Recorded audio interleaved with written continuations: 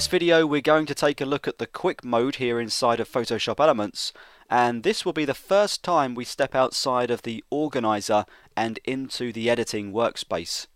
Before we do that, let's take a quick look at those environments, because it's absolutely key that we understand the differences between those two areas of the software before we move on. So as you can see, I'm sitting here inside the Organiser, and by now we're fairly confident inside it because we've just spent the last two chapters exploring how it works and why we'd use it. So we know that the Organiser is a place where we manage our media. That's its primary purpose, to manage your media collection. Photoshop Elements though has two main working environments, one being the Organiser of course, and the other being the editor. So let's take a quick look at the latter.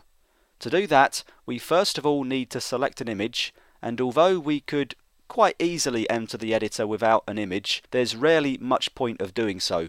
So I'll come down and find this image of Elvis in our catalogue.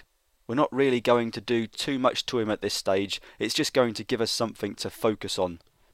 So go ahead and select the king, and then come down to this editor button here in the options bar and click this little arrow right next to it so that we can see all the options that it's offering us, and notice that we get 4.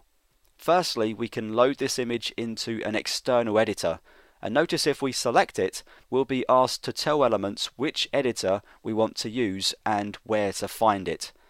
If you know that you want to use a particular editor, then go ahead and find it. If not, then leave this well alone. That's my advice anyway. I'll cancel out of there. Next up, there's a Photoshop option, and this is relating to the full version of the software loaded onto my system. Again, if you want to use Photoshop, then go ahead and select this option. If not, then ignore it. You may also not see that option if you haven't got the full version of Photoshop loaded onto your system.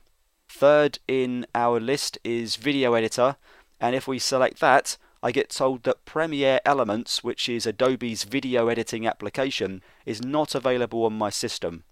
It then gives me a number of options as to whether I want to install the software from a DVD, if I've got that, download a trial version from the internet, or just cancel out. If you're interested in video editing, then I highly recommend Premiere. It is a great application for the price, but for now I'm going to click cancel and move on. The fourth option is exactly the same as just pressing the button to the left of the arrow. So either way, we'll give it a click and we'll be taken into the editing workspace. And once that loads up, you can see that the workspace is very similar to what we saw in the Organiser. The main point I want to raise though is that we have 3 different variations to the editing workspace, and they are listed up here in the top region of the workspace that we're currently in. The first one, Quick, is going to be the most basic of the 3.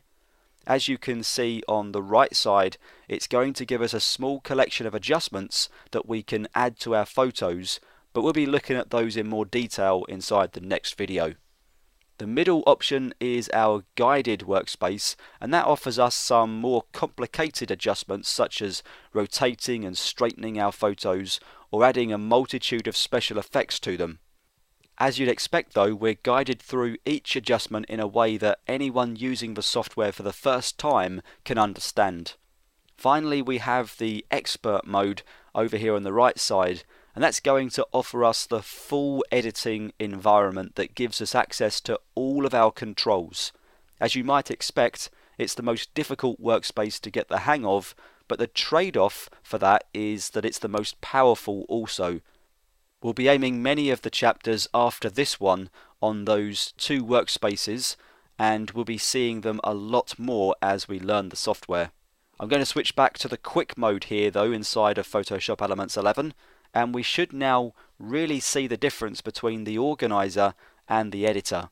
So whereas the Organiser is there to organise our media, the editor is around to help us make sure that we are completing and carrying out adjustments to the appearance of our photographs, a practice that we all know by the term as editing. And it's going to allow us to do that inside a well-structured and clean-looking interface, regardless of whether we choose the quick, guided or expert modes. Coming up in the next video, I'll give you a quick tour of the workspace here inside the quick mode so you can find your way around.